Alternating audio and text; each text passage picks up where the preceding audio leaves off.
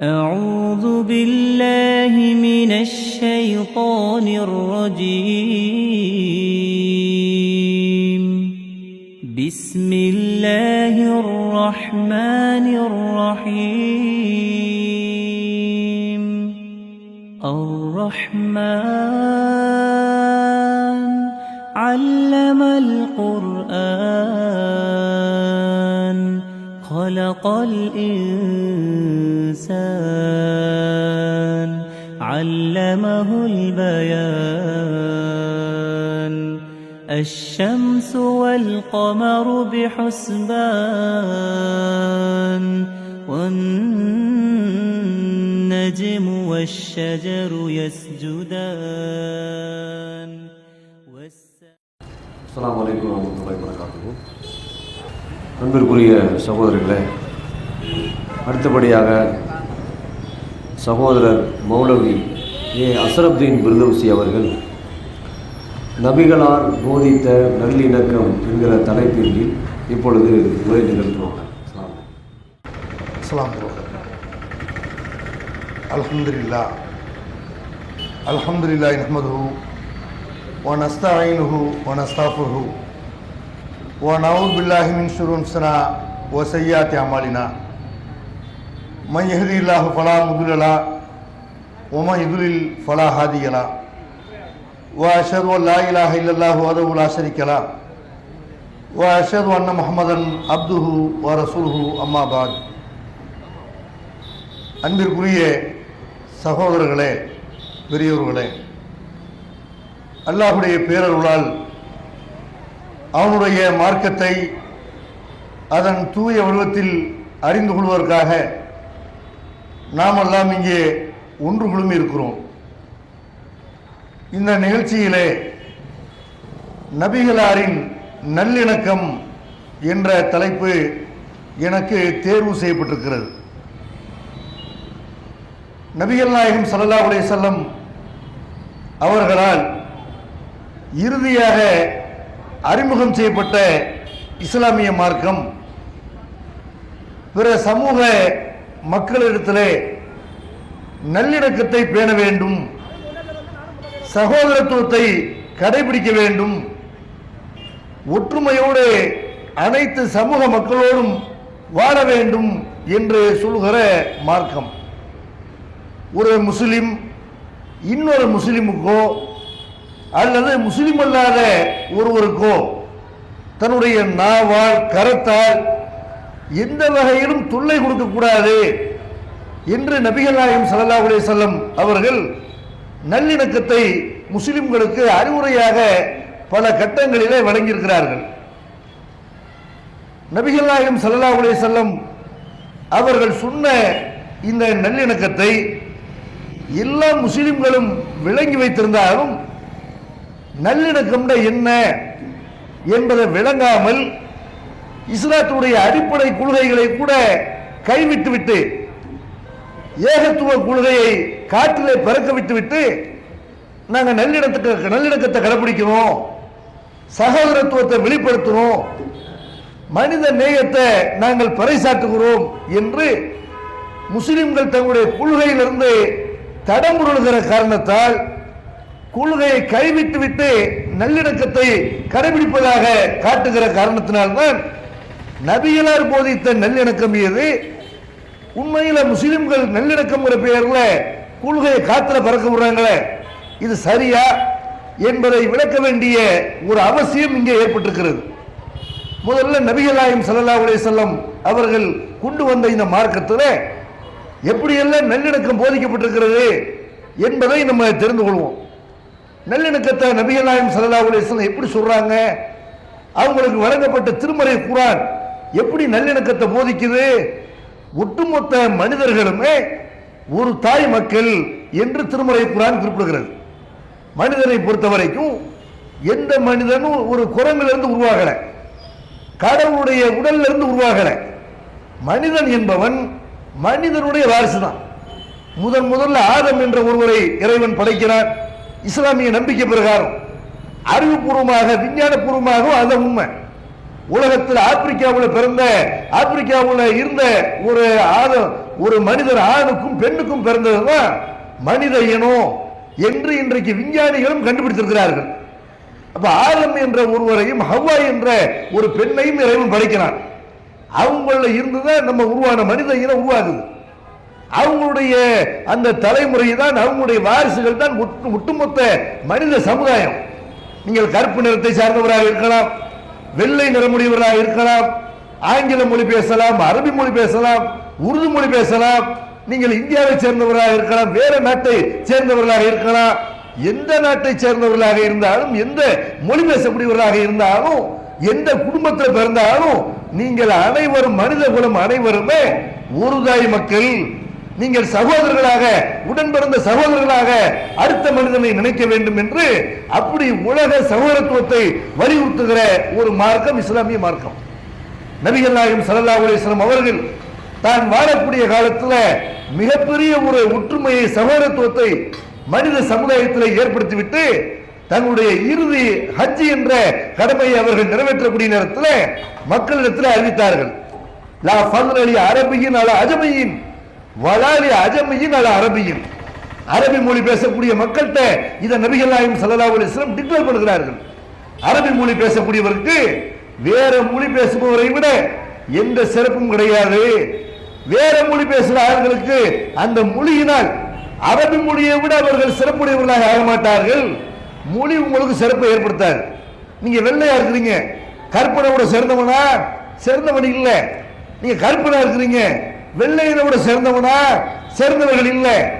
நல்லவன் கெட்டவன் யார் அல்லாஹ்வை பயந்து நடக்கிறானோ அவன் தான் உங்களிடத்துல அல்லாஹ்விடத்துல சிறந்தவனை தவிர நீங்க நிறத்தினால உயர்வு உங்களுக்கு கிடையாது, ஒரு மொழி பேசுறதுனால உங்களுக்கு உயர்வு கிடையாது என்று நபிகள் நாயகம் ஸல்லல்லாஹு அலைஹி வஸல்லம் மொழியால் அடிச்சுக்கிறாதீங்க, நிறத்தை வைத்து சண்டை போடாதீர்கள், குலப்பெருமை காட்டாதீர்கள், அனைவருமே நல்லவர்களாக வாழ வேண்டும், இறைவனை பயந்து நடக்க வேண்டும் என்று நபிகள் நாயகம் ஸல்லல்லாஹு அலைஹி வஸல்லம் அப்படி நல்லிணக்கத்தை, சகோதரத்துவத்தை மக்களிடத்திலே போதித்தார்கள். அதே மாதிரி அவங்களுக்கு வழங்கப்பட்ட திருமறை குர்ஆன் எப்படிப்பட்ட ஒரு அறிவுரையை, ஒரு நல்லிணக்கத்தை முஸ்லிம்களுக்கு சொல்கிறது. நபிகள் நாயகம் ஸல்லல்லாஹு அலைஹி வஸல்லம் அவர்கள் மக்காவில் இருந்த நேரத்தில் அவங்கள மக்காவில் இருந்த மக்கள், எனக்கு முன்னால் பேசிய அன்பு சகோதரர் மாலிக் அவர்கள் கூட சொன்னார்கள், அவங்களை அடித்தார்கள், நபிகள் நாயகத்தை ஏற்ற மக்களை பல வகையில் துன்புறுத்தினார்கள். கடைசியில மக்காவில் இருந்து நாடு துறந்து மதீனாவுக்கு போய் அங்க ஒரு ஆட்சி அவங்க கையில அவங்க ஒரு ஆட்சி தலைவராக நபிகள் நாயகம் ஸல்லல்லாஹு அலைஹி வஸல்லம் இருக்கும் பொழுது, செல்வாக்கான நிலைமையில முஸ்லிம்கள் இருக்கும் பொழுது, அந்த நபிகள் நாயகத்தினுடைய ஆட்சிக்கு அனைவரும் பயப்படக்கூடிய ஒரு சூழ்நிலை இருந்த நேரத்தில் நபிகள் நாயகத்திற்கு முஸ்லிம்களுக்கு அல்லாஹ் ஒரு அறிவுரை சொல்கிறான். வலா எஜ்ரிமன்னக்கும் ஷனானு கௌமின் அன் சத்துக்கும் அனில் மஸ்ஜிதுல் ஹராம். உங்களை மஸ்ஜிதுல் ஹராம்ல தொலை விடாமல் தடுத்தார்கள். அந்த காபத்துல்லாவுல முதல் பள்ளிவாசல்ல, உலகத்தில் கட்டப்பட்ட முதல் பள்ளிவாசல்ல தொழுகும் போது உங்களை தொலை விடாமல் தடுத்தாங்கல்ல, இவர்களுக்கு ஒரு பிரச்சனை என்று ஏற்பட்டால் அந்த அவர்கள் மீது இருக்கிற வெறுப்பு உங்களை வரம்பு மீற வைக்க வேண்டாம். நன்மையான காரியங்கள்ல ஒருவருக்கு ஒருவர் உதவி செய்து கொள்ளுங்கள். பாவத்துக்கு உதவி பண்ணாதீங்க, வரம்பு மீறுகிற காரியத்துக்கு உதவி பண்ணாதீங்க என்று முஸ்லிம்களுக்கு அல்லாஹ் எப்படிப்பட்ட ஒரு அறிவுரை சொல்கிறான் என்றால், உங்களை அடித்து விரட்டிய சமுதாயமாக இருக்கட்டும், நீங்கள் மக்காவில் வாழ முடியாத, அங்கு தொழ முடியாத நிலைமை ஏற்படுத்திய சமுதாயமாக இருக்கட்டும், அவங்க ஒரு பிரச்சனையில பாதிக்கப்பட்டார்களே ஆனால் எதிரின்னு பார்க்காதீங்க, அவங்க விஷயத்துல நீதி செலுத்துங்க, நேர்மையாக நடந்துக்கிறங்க, நல்ல விஷயத்தில் அவங்களுக்கு உதவி பண்ணுங்க என்றெல்லாம் திருமறை குர்ஆன் நல்லிணக்கத்தை எதிரிகள்கிட்ட கூட அவங்க பாதிக்கப்படக்கூடிய நேரத்தில் அவர்களுக்கு உதவி செய்ய வேண்டும் என்று அப்படி இஸ்லாம் சொல்கிறது. அதே நேரத்தில் என்ன உதவி எல்லாம் செய்ய சொல்றா? நன்மையான விஷயத்துக்கு உதவி பண்ணுங்க. நல்லிணக்கம் எது? நீ என்ன தப்பு வேணாலும் பண்ணு, அதுக்கு நாங்கள் உதவி செய்யறோம், அது உதவி கிடையாது, நல்லிணக்கம் கிடையாது. அவங்க படிப்பு உதவி, கல்வி உதவி கேட்கிறார்கள், ஒரு மருத்துவ உதவி கேட்கிறார்கள். முஸ்லிம் அல்லாத மக்கள், உங்களை எதிர்த்த மக்களாக கூட இருக்கலாம், அவங்க ஒரு உதவி கேட்கிறார்கள், ஒரு பிரச்சனைக்கு தீர்வு கேட்கிறார்கள் என்றால் நல்ல விஷயத்தில் உதவி பண்ணுங்க. பாவத்து கேட்கிறாங்க, நீங்கள் எந்த கொள்கையில் இருக்கிறீர்களோ அந்த கொள்கைக்கு மாற்றமான ஒரு காரியத்தை செய்யறாங்க, நாங்க தீ மிதிக்க போற உதவி பண்ணுங்க, கோயில்ல கூழ் ஊத்த போற உதவி பண்ணுங்க என்று நாங்க திருவிழா நடத்துறதுக்கு பாட்டு கச்சேரி நடத்த போற உதவி பண்ணுங்க. தீமைக்கு உதவி பண்ணாதீங்க. நல்ல விஷயத்துக்கு பட்டாசு வெடிக்க போற உதவி பண்ணுங்க, அதுக்கு உதவி பண்ணாதீங்க. மருத்துவத்துக்கு உதவி பண்ணுங்க, படிப்புக்கு உதவி பண்ணுங்க, வாழ்வாதார ஏழ்மை நிலைமையில் இருக்கிறாங்களா அதுக்கு உதவி பண்ணுங்க, ஒருவரை தூக்கிவிடுவதற்கு உதவி பண்ணுங்க, பாவத்துக்கு உதவி செய்யாதீர்கள் என்று நல்லிணக்கம் என்றால் எது என்று திருமறை குர்ஆன் என்ன செய்யுது? முஸ்லிம்களுக்கு பாடம் நடத்துகிறது. இது எல்லாம் முஸ்லிம்கள் கவனத்தில் கொள்ள வேண்டும். நல்லிணக்கம் என்ன? நல்லதுக்கு உதவி பண்றதா, தீமைக்கு உதவி பண்றதா? இன்னொரு வசனத்தில் அல்லாஹ் குறிப்பிடுகிறார், வஇன் அஹதும் மினல் முஷ்ரிக்கீன இஸ்தஜாரக ஃபஅஜிருஹு ஹத்தா யஸ்மா கலாமல்லாஹ். இணை வைப்பாளர்கள் யாராவது உங்கள்கிட்ட அடைக்கலம் தேடி வருவார்களே, ஆனால் இஸ்லாத்தை ஏற்காத மக்கள் உங்கள்கிட்ட அடைக்கலம் கேட்டு வர்றாங்க, என்ன இந்த ஆள் கொள்ள வர்றாரு, என் உயிருக்கு ஒரு பிரச்சனை இருக்கிறது, எனக்கு பாதுகாப்பு கொடுங்கன்னு வர்றாரு. அப்படி வரக்கூடிய நேரத்தில் அவருக்கு நீங்க அடைக்கலம் கொடுங்க. எதனால? நீங்க உங்க வீட்டில் வர தங்க வைப்பீங்களா, பள்ளிவாசல வர தங்க வைப்பீங்களா? அவர் பார்ப்பார், உங்களை ஏற்கனவே எதிர்த்து கொண்டிருந்த ஒரு ஆளு உங்களுடைய நடவடிக்கையில பார்ப்பார். ஒரு கண்ணியமான சமுதாயமா இருக்கிறாங்களே, அவர்கள் ஓடக்கூடிய இறை வசனங்கள் ஈர்க்கிற வகையில் இருக்கிற நல்ல கருத்துக்களை தாங்கி இருக்கிறது என்று உங்களுடைய ஓதுதலை பார்த்து, உங்களுடைய செயல்களை பார்த்து, உங்களுடைய பேச்சுக்களை பார்த்து அவர்கள் உங்களுக்கு நண்பர்களாக மாறுவார்கள். அல்லாஹ்வுடைய வசனங்களை அவர்கள் கேட்பதற்காக எதிரியாக இருந்தாலும் உங்களுக்கு அடைக்கலம் கொடுங்கள் என்று திருமறை குர்ஆன் நபிகள் நாயகம் ஸல்லல்லாஹு அலைஹி வஸல்லம் அவர்களுக்கு அறிவுறுத்துகிறது என்று சொன்ன இதை முஸ்லிம்கள் இன்றைக்கும் கடைபிடிக்கிறார்கள். இன்றைக்கும் முஸ்லிம்கள் என்ன செய்யறாங்க? வேற எந்த சமுதாய மக்கள் இப்படி ஒரு நல்லிணக்கத்தை, ஒரு சகோதரத்துவத்தை, ஒரு ஒற்றுமையை வெளிப்படுத்தவே மாட்டார்கள். நீங்கள் பார்க்கலாம், கடுமையான மழை வெள்ளமாக இருக்கிறது. அந்த நேரத்தில் எல்லாம் முஸ்லிம்கள் அழைக்கிறார்கள், பள்ளிவாசலிருந்து அழைப்பு வருகிறது. எந்த பள்ளிவாசலை இடிக்க வேண்டும் என்று சக்பரிவார கும்பல் துடித்துக் கொண்டிருக்கிறார்களோ அந்த பள்ளிவாசலிருந்து அழைப்பு வருகிறது, இந்துக்களை பள்ளிவாசலுக்கு வாங்க, கிறிஸ்தவர்களை பள்ளிவாசலுக்கு வாங்க. நீங்கள் உண்மையில மழையினால பாதிக்கப்பட்டிருக்கீங்களா? உங்க வீடு இடிஞ்சிருக்கிற பயம் இருக்குதா? அல்ல உங்களுடைய வீடுகளில் நீர் வெள்ளம் சூழ்ந்திருக்கிறதா? பள்ளிவாசலுக்கு வாங்க, இங்க உள்ள பாத்ரூமை பயன்படுத்துங்க, இங்க படுத்துக்கிறங்க, இங்க ஃபேன போட்டுக்கிறங்க என்று பள்ளிவாசல்கள் என்பது மனித சமூகத்தை, மக்களை பாதுகாக்கக்கூடிய, அனைத்து மக்களை பாதுகாக்கக்கூடிய ஒரு கேந்திரமாக, கேடயமாக முஸ்லிம்கள் பயன்படுத்துகிறார்கள் என்று சொன்னால் இதெல்லாம் நபிகள் நாயகம் காட்டி தந்த நல்லிணக்கம், இதெல்லாம் நபிகள் நாயகம் சொல்லி தந்த சகோதரத்துவம். இந்த நபிகள் நாயகத்தை தான், இந்த நபிகள் நாயகத்தின் வழி நடக்கக்கூடிய முஸ்லிம்களை தான் எப்படி காட்டுறாங்க? முஸ்லிம் பயங்கரவாதி, முஸ்லிம் தீவிரவாதி, முஸ்லிம் அடுத்த மதத்தவர்களை தாக்கி பேசுவான், முஸ்லிம் அடுத்தவர்களை, முஸ்லிம்கள் அடுத்த மதத்தவர்களை, அடுத்த மதத்தினுடைய கடவுள்களை திட்டக்கூடாது என்று நபிகள் நாயகம் ஸல்லல்லாஹு அலைஹி வஸல்லம் அவர்களுக்கு வழங்கப்பட்ட திருமறை குர்ஆன் சொல்கிறது. வலா தசுப்புல்லதீன யதுஊன மின் துனில்லாஹி ஃபயசுப்புல்லாஹ அதுவும் பிகைரில் மின். அல்லாஹ் அல்லாத பிற சமுதாயத்தவர்கள் வழிபடக்கூடிய கடவுள்கள் இருக்கிறாங்கல்ல, உங்களுக்கு வேண்டுமானால் உங்க கடவுள் இல்லைன்னு நீங்க நம்புகிறீர்கள், அல்லாத கடவுள் என்று நீங்கள் நம்புகிறீர்கள். ஆனா அவங்க கடவுள் நினைக்கிறாங்க. அப்படி நினைக்கக்கூடிய அந்த கடவுளர்கள், அவங்க கடவுளாக நினைப்பவர்களே நீங்க திட்டாதீங்க. உங்க கடவுள் சரியான கடவுள் என்று எடுத்து சொல்லலாம், யார் கடவுள் என்று பேசலாம். ஆனால் அவங்க வழிபடக்கூடிய கடவுள்களை திட்டாதீங்க. ஏன் திட்டாதீங்க? நீ திட்டுனா நீ ஒரு பிரச்சனையை ஆரம்பிச்சு வைக்கிறன்னு அர்த்தம், ஒரு கலவரத்தை உருவாக்குறன்னு அர்த்தம். அப்ப அவங்க என்ன செய்வாங்க? அவனுக்கு வாய் இல்லையா, அவனுக்கு உணர்ச்சி இல்லையா? அவர்கள் அறிவில்லாமல், விவரம் இல்லாமல் அல்லாஹ்வை திட்டுவார்கள். அதனால பிற சமுதாய மக்கள் வழிபடக்கூடிய கடவுள்களை திட்டாதீங்க. இப்படி நபிகள் நாயகத்துக்கு வழங்கப்பட்ட திருமறை குர்ஆன் சமுதாயத்தில் நல்லிணக்கத்தை, சகோதரத்துவத்தை மிக அதிகமாக வலியுறுத்துகிறது. நபிகள் நாயகம் ஸல்லல்லாஹு அலைஹி வஸல்லம் அவர்கள் மதீனாவில் அவங்க ஆட்சி தலைவராக இருக்கிறார்கள். ஒரு பக்கம் ஆன்மீக தலைவர், அவங்க அல்லாஹ்வுடைய தூதர், அவங்களுக்கு இறைவனிலிருந்து வஹி இறை செய்தி வந்து கொண்டிருக்கிறது. ஆட்சி தலைவராக இருக்கிறாங்க. அரபு உலகம் முழுவதும் அவருடைய கண்ட்ரோல்ல இருக்கிறது. எந்த அளவு கண்ட்ரோல்ல இருக்கிறது? ஒரு மாத அளவுக்கு பயணம் பண்ற தூரத்தில் ஒருத்தர் உட்கார்ந்துருப்பாங்க, அவனுக்கு கூட நபிகள் நாயகத்தின் ஆட்சியை பற்றி கேள்விப்பட்டால் பயப்படுவார்கள், குற்றம் செய்வதற்கு பயப்படுவார்கள். நபிகள் நாயகம் இங்க வந்துருவாங்க, வந்து தீமைகளை அழிப்பார்கள் என்று அப்படி பயப்படுவார்கள். அப்படி ஒரு மாத தூர அளவுக்கு நபிகள் நாயகம் பயணம் பண்ற அளவுக்கு நபிகள் நாயகத்தினுடைய ஆட்சி பறந்து விரிந்திருந்தது. அவங்களை பற்றி அப்படி மக்கள் ஒரு பயம் கலந்த மரியாதையோட அந்த மக்கள் வாழ்ந்தார்கள். அந்த நபிகள் நாயகம் ஸல்லல்லாஹு அலைஹி வஸல்லம் அவங்கள்ட்ட ஆட்சி தலைமை, ஆன்மீக தலைமை இருந்துச்சுல, இந்த மாதிரி இன்னைக்கு ஒரு அடுத்த ஆன்மீக தலைமையும் ஆட்சி தலைமையும் ஒருத்தட்ட நபிகள் நாயகம் ஸல்லல்லாஹு அலைஹி வஸல்லம் அவங்கள்ட்ட இருந்த மாதிரி ஆன்மீக தலைமை, ஆட்சி தலைமை ரெண்டு தலைமை இருந்தா என்ன ஆட்டம் போடுவாங்க? சிறுபான்மை சமுதாயம் அவங்களுக்கு கீழே இருந்தா அவங்க என்ன பண்ணுவாங்க? நம்ம இன்னைக்கு பார்க்கிறோம். ஊப்பியில் என்ன செய்யணும், நீங்கள் வந்து மாட்டுக்கறி சாப்பிடக்கூடாது, ஏன்னா மாடு நாங்கள் கடவுளை நினைக்கிறோம் அப்படின்னு முஸ்லிம்கள் மாட்டுக்கறி வைத்திருந்தார்கள் என்று சொல்லி எத்தனை முஸ்லிம்களை படுகொலை பண்ணுகிறார்கள். காரணம் என்ன? ஆன்மீக தலைமை நான் தான், மதகுரு நான் தான், ஆட்சி தலைவன் நான் தான், மதகுருவும் நான் தான். நான் போடுற சட்டம், நான் எதை கடவுளை அணைக்கிறனோ, நான் கத்திரிக்காய் கடவுளை அணைச்சா நீ கத்திரிக்காய் சாப்பிடக்கூடாது, நான் மாங்காய் கடவுளை அணைச்சா நீ மாங்காய் சாப்பிடக்கூடாது, நான் தக்காளியை கடவுளை அணைச்சா நீ தக்காளி சாப்பிடக்கூடாது என்ற வகையில் ஒருவர் பேசினால் எப்படி முட்டாள்தனமோ அப்படி நாங்கள் மாடு கடவுளை அணைக்கிறோம், நீ மாடு சாப்பிடாத. ஆனால் அந்த ஊப்பியில தான் இந்தியாவுடைய அதிகமாக வந்து மாட்டிறைச்சி ஏற்றுமதி செய்யப்படக்கூடிய ஒரு மாநிலமாக அந்த ஊப்பி தான் இருக்கிறது. அரபு நாடுகளுக்கு காசு பணத்துக்காக என்ன செய்யறான், அங்கிருந்து மாடுகளை ஏற்றுமதி பண்றான். அவன் சொல்றா நாங்க மாடை வந்து தெய்வமா நினைக்கிறோம், மாடை புனிதமா நினைக்கிறோம். அப்ப அரபு நாடுக்கு ஏற்றுமதி பண்ணும்போது புனிதமா நினைக்கிற, முஸ்லீம் சாப்பிட மட்டும்தான் புனிதமா அது. அப்ப மாடை வந்து நீங்க சாப்பிடக்கூடாது கொலை பண்றானா இல்லையா? காரணம் என்ன? 2 தலைமுறைக்கு மதகுருங்கிற வகையில கட்டளையிட்டாலும் அதை செய்வதற்கு மக்கள் இருக்கிறார்கள், ஆட்சி தலைவங்கிற வகையில கட்டளையிட்டாலும் அதை செய்வதற்கு மக்கள் இருக்கிறார்கள் என்று மாற்றிறச்சின் பெயரில் கொலை, ஜெய் ஸ்ரீராம் என்ற முழக்கத்தை சொல்ல வேண்டும் என்று அதை சொல்லி கொலை, இப்படி என்ன ஆட்டம் போடுகிறார்கள். நபிகள் நாயகம் ஸல்லல்லாஹு அலைஹி வஸல்லம் அவங்கள்ட்ட இந்த 2 தலைமை இருந்தது.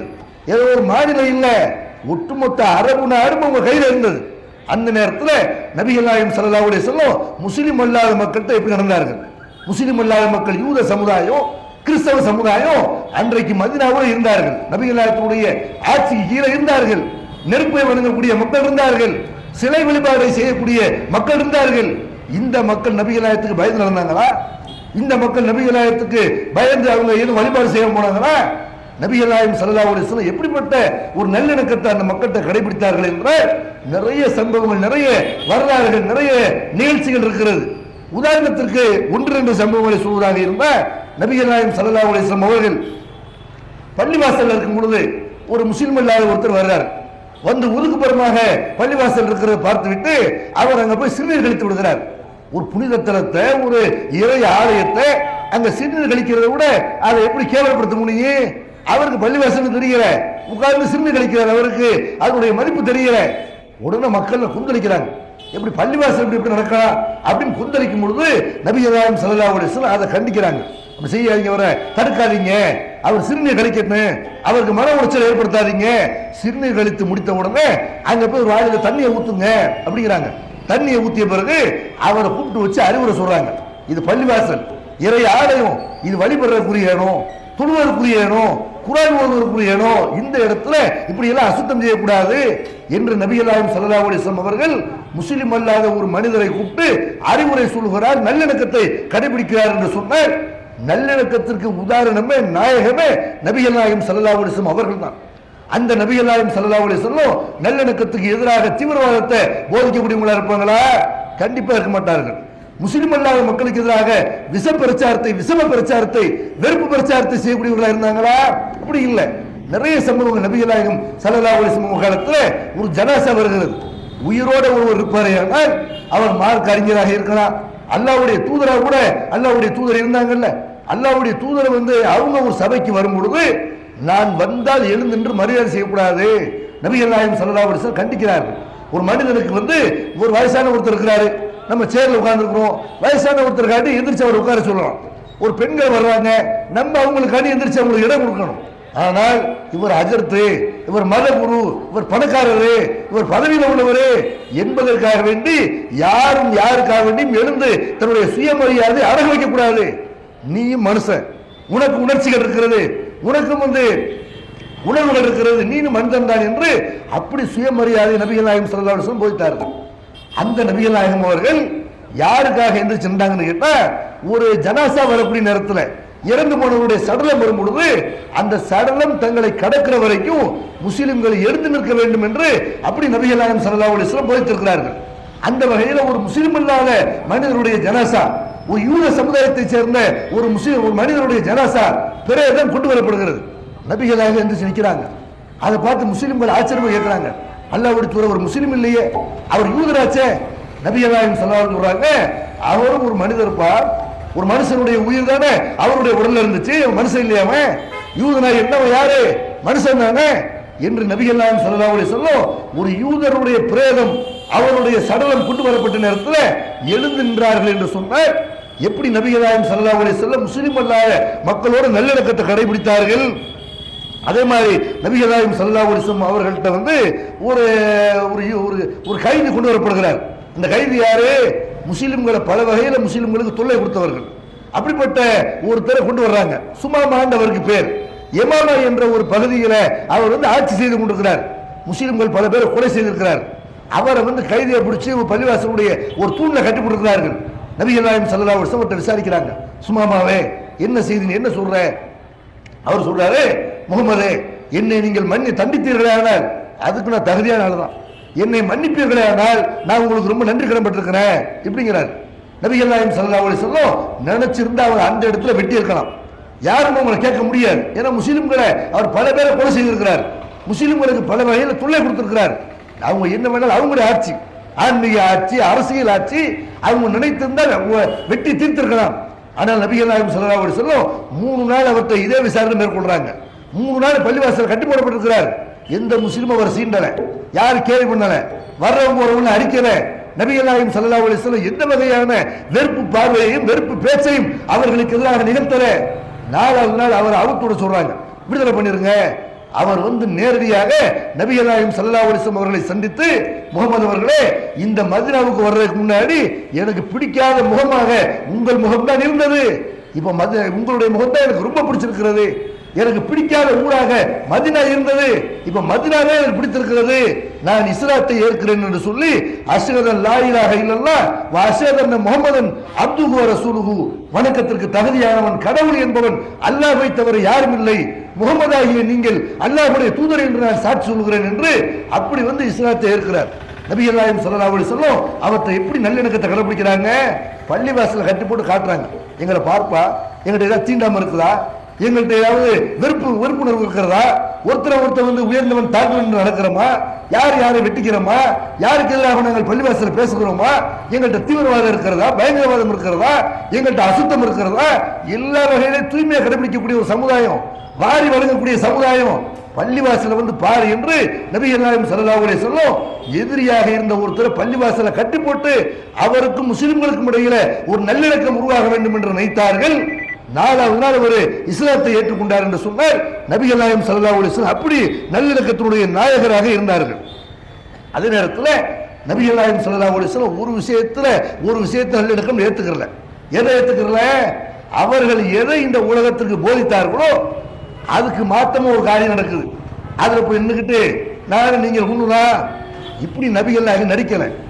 ஒரே ஒரு கடவுள் தான் இந்த ஒட்டுமொத்த உலகத்துக்கும் இருக்கிறார் என்று நபிகள் நாயகம் மக்களுக்கு சொன்னார்கள். அதுல எல்லா காலத்திலும் தெளிவா இருந்தார்கள்.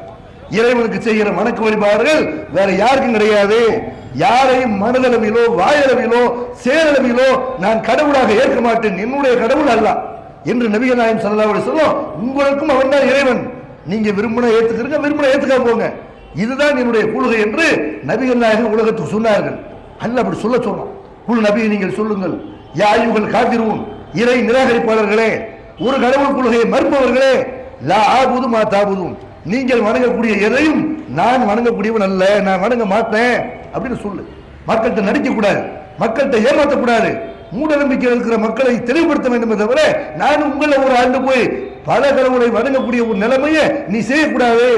நீங்க வணங்குற எதை நான் வணங்க மாட்டேன், இதுதான் என் கொள்கை. அதே மாதிரி நான் வணங்கக்கூடிய இறைவனை நீங்கள் வணங்கக்கூடியவர்களாக இல்லை.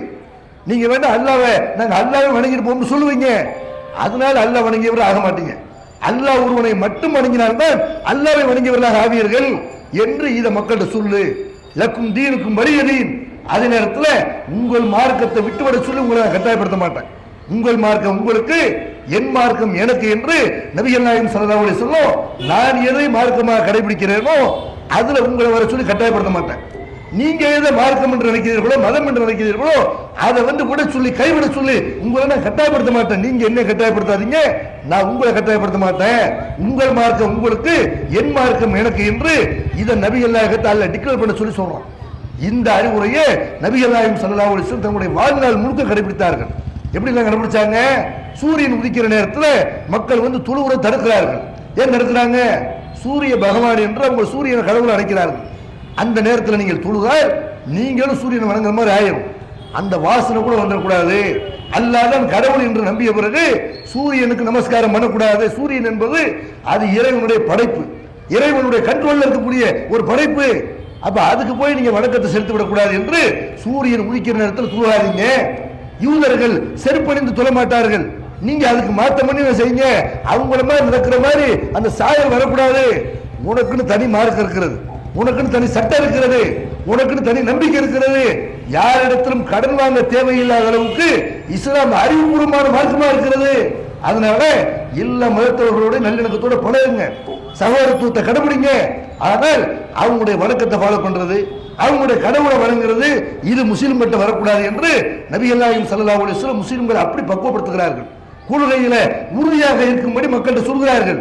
முஹர்ரம் மாதம் பிறை 10 யூதர்கள் நோன்பு வைக்கிறார்கள், முஸ்லிம்களும் நோன்பை கடைபிடிக்கிறார்கள். இது யூதர்களுக்கு ஏற்ப அவங்களுக்கு ஒப்பாக நடக்கிற மாதிரி இருக்கிறது. அதனால நீங்கள் பிறை 9 10 நோன்பு நோக்க வேண்டும் என்று ஒவ்வொரு விஷயத்திலையும் நபிகள் நாயகம் ஸல்லல்லாஹு அலைஹி வஸல்லம் முஸ்லிம்களுக்கு சொல்லக்கூடிய அறிவுரை என்ன? மன் தஷப்பஹ பிகௌமின் ஃபஹுவ மின்ஹும். யார் பிற சமய கலாச்சாரத்தை பின்பற்றுகிறாரோ அவரும் அவர்களை சேர்ந்தவர் தான். நீ இஸ்லாத்தை ஃபாலோ பண்ணாதான் முஸ்லிமை தவிர நீ எல்லா மதத்தையும் நான் ஏத்துக்கிறவன், எனக்கு எல்லாமே ஒண்ணு என்று சொன்னால் நீ முஸ்லிம் கிடையாது, நீ கொள்கையில உறுதியானவன் கிடையாது என்று நபிகள் நாயகம் ஸல்லல்லாஹு அலைஹி வஸல்லம் கொள்கையில வணக்க வழிபாடுகள்ல ஏன் ஒரு மீசையை கத்தரிக்கிற விஷயத்துல கூட யூதர்கள் நசராக்கள் மீசையை கத்தரிக்க மாட்டார்கள். நீங்க மீசையை கத்தரிங்க, தாடியை வளர விடுங்க. அவர்கள் தன்னுடைய தலைமுடிக்கு தாடிக்கு சாயம் பூசுறது கிடையாது. நீங்க வெள்ளை தாடி வச்சிருக்காதீங்க, சாயம் பூசுங்க என்று நபிகள் நாயகம் ஸல்லல்லாஹு அலைஹி வஸல்லம் எல்லா வகையிலையும் முஸ்லிம்கள் அல்லாஹ் சொன்ன அடிப்படையில் நடக்கணும், அல்லாஹ்வுடைய தூதர் சொன்ன அடிப்படையில் நடக்க வேண்டும் என்று இப்படி சொல்லி தந்தார்கள். அப்ப நல்லிணக்கங்கிற பெயர்ல கொள்கையை விட்டுறக்கூடாது, நல்லிணக்கங்கிற பெயர்ல இஸ்லாத்துடைய சட்டத்திட்டங்கள்ல வளைந்து கொடுக்க கூடாது, வணக்க வழிபாடுகள்ல காம்ப்ரமைஸ் பண்ணக்கூடாது என்று நபிகள் நாயகம் ஸல்லல்லாஹு அலைஹி வஸல்லம் நல்லிணக்கத்தையும் போதித்தார்கள். நல்லிணக்கங்கிற பெயர்ல போலி நல்லிணக்கம், பொய்யான நல்லிணக்கம், மனதில் ஒன்றை வைத்துக் கொண்டு வெளியே வேஷம் போடுறது, இதை நபிகள் நாயகம் ஸல்லல்லாஹு அலைஹி வஸல்லம் தடுத்தார்கள். இதை முஸ்லிம்கள் விளங்கி இருந்தா முஸ்லிம்கள் எல்லா மதமும் எங்களுக்கு ஒண்ணுதான் நினைப்பார்களா? ஒரு ஊர்வலம் வருகிறது, மத ஊர்வலம் வருகிறது, பிற மதத்தவர்களால் வழிபடக்கூடிய ஒரு கடவுள் கொண்டு வரப்படுகிறார், சாமி ஊர்வலம் வருகிறது, முஸ்லிம்கள் நின்று என்ன செய்யறாங்க? பள்ளிவாசல் வாசல் என்று வரவேற்கிறார்கள். அப்ப வரவேற்கிறீங்களா? நீங்க அதை ஏத்துக்கிறீங்களா? கடவுள் ஏத்துக்கிறீங்களா? அல்லாதான் கடவுள், லா இலாஹ இல்லல்லாஹ் என்று நீங்கள் சொல்வது உண்மையாளராக இருந்தா பள்ளிவாசல் நிர்வாகிகளா இருக்கட்டும், மத்தார்களா இருக்கட்டும், இதை போய் நிக்கலாம். அந்த மாதிரி ஊர்வலங்கள்ல போய் நீங்க நிக்கலாமா? அந்த மக்களுக்கு ஒரு கடவுள் கொள்கையை போதிக்க வேண்டிய முஸ்லிம்கள் நாங்க எல்லாத்தையும் ஏற்றுக்கிறோம், எங்களுக்கு முருகனும் ஒண்ணுதான், எனக்கு அல்லாஹ் ஒண்ணுதான், எப்படி இப்படி நடிக்க முடியும்? எப்படி இப்படி போலித்தனமாக வேஷப்பட முடியும்? அப்ப நீங்க இஸ்லாத்தை சரியா புரியல, நபிகள் நாயகம் காட்டு தந்த நல்லிணக்கத்தை கடைபிடிக்கல. முஸ்லிம்கள் முஸ்லிம் அல்லாதவர்களை சந்தித்தாலும் சரி, முஸ்லிம்கள் சந்திச்சாலும் சரி அஸ்ஸலாமு அலைக்கும் சொல்லணும், உங்கள் மீது சாந்தி உண்டாகட்டும். இஸ்லாம் சொல்லக்கூடிய முகமது இதுதான். ஒருத்தரை வரவேற்கும் முகமாக சலாம் சொல்லி வரவேற்கணும், கை கொடுங்க, தீண்டாமை இல்லை என்பதை காட்டுங்க என்று இப்படி இஸ்லாமிய மார்க்கம் முகமதை சொல்லி தந்திருக்கிற நேரத்தில் எத்தனை முஸ்லிம்கள் என்ன செய்யறாங்க? வணக்கம் சொல்கிறார். வணக்கம் யார? மனுஷனுக்கா? வணக்கத்திற்குரியவன் அல்லாஹ்வை தவிர யாரும் இல்லைன்னு சொல்லக்கூடிய இந்த சமுதாயம் எப்படி நல்லிணக்கத்தை கடைபிடிக்கணுங்கிற பேர்ல வணக்கம் சொல்றது? ஒரு கட்டடம் கட்டுகிறார்கள், கட்டடம் கட்டக்கூடிய நேரத்தில் அவர்கள் பூமியை கடவுளாக மற்ற சமுதாய மக்கள் நினைக்கிறார்கள். முஸ்லிம்களுக்கு அந்த நம்பிக்கை இருக்குதா? நமக்கு கடவுள் அல்லாதான், பூமி கடவுள் இல்லை. அப்ப பூமி கடவுள் இல்லை என்ற நேரத்தில் எப்படி பூமிக்கு பூஜை செய்யறது? பூமி பூஜை எடுத்துக்கிறாங்களா இல்லையா? ஒரு கட்டடம் கட்டக்கூடிய நேரத்தில் பூமிக்கு பூஜை எடுத்துக்கிறார்கள்.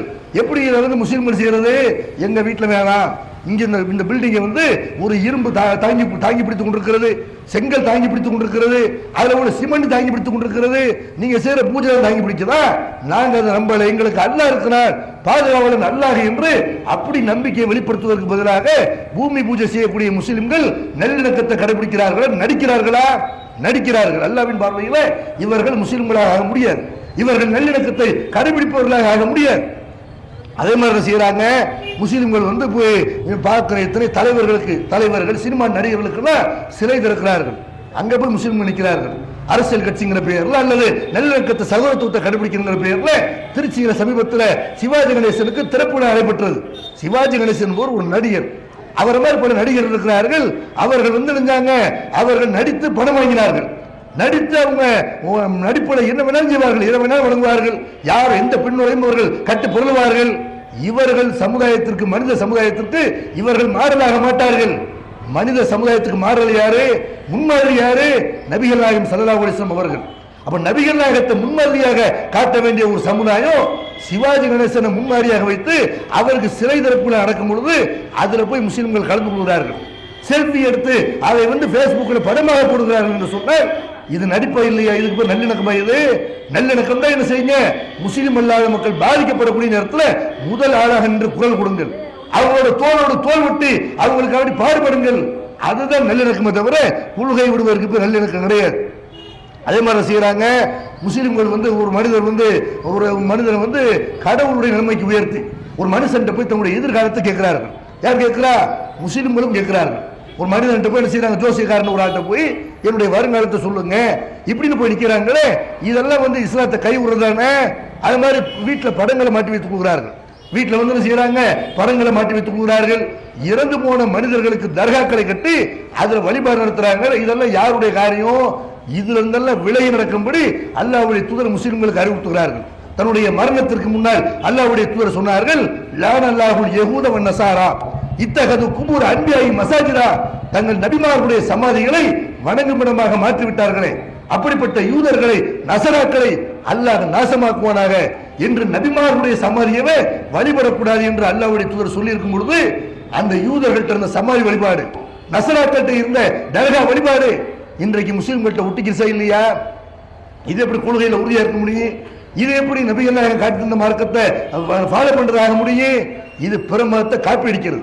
எது இந்த சமுதாயத்தில் வரக்கூடாது என்று அல்லாஹ்வுடைய தூதர் எச்சரித்தார்களோ அது இந்த சமுதாயத்தில் வழிபாடுங்கிற பெயர்ல நல்லவர்களை மதிக்கிறங்கிற பேர்ல நடக்கிறது. இந்த தர்கா வழிபாடுங்கிற பெயர்ல நடைபெறுகிற எல்லா காரியங்களுமே முஸ்லிம் அல்லாத மக்கள்கிட்ட காப்பி அடிச்சிடலாம். நீங்க திருவிழா நடத்துறீங்களா, நாங்க சந்தன கூட நடத்துறோம். நீங்க பாட்டு கச்சேரி வைக்கிற மாதிரி நாங்களும் பாட்டு கச்சேரி வைக்கிறோம். நீங்க தீ சுத்துற மாதிரி நாங்களும் தீ சுத்துறோம். நீங்க என்னவெல்லாம் பண்ணுகிறீர்களோ, குட்டை பாவாடை கூட ஆட வர்றீங்களா, நாங்கள் ஆட விடுறோம். எல்லாத்திலும் நீங்கள் தேர் எடுத்தா நாங்கள் கூடி இருக்கிறோம், கப்பல் இருக்கிறோம் என்றெல்லாம் வேற சமுதாய மக்களோடு கலந்து பழகிய காரணத்தினால் இஸ்லாத்தை கைவிட்டு இஸ்லாம் தெரியல. எல்லாம் ஒண்ணுதான், இஸ்லாம் ஒண்ணுதான், இந்து மதம் ஒண்ணுதான் என்று எல்லா மதமும் சம்மதம் என்பதை போல முஸ்லிம்கள் நடக்கிறார்கள். நபிகள் நாயகம் ஸல்லல்லாஹு அலைஹி வஸல்லம் அவர்கள் இப்படி ஏகத்துவ கொள்கையை நீங்கள் குழி தோண்டி புதைப்பதற்காக, சமாதி வடிவில் ஏகத்துவத்தை சமாதி கட்டுவதற்காக நபிகள் நாயகம் ஸல்லல்லாஹு அலைஹி வஸல்லம் அனுப்பப்படவில்லை.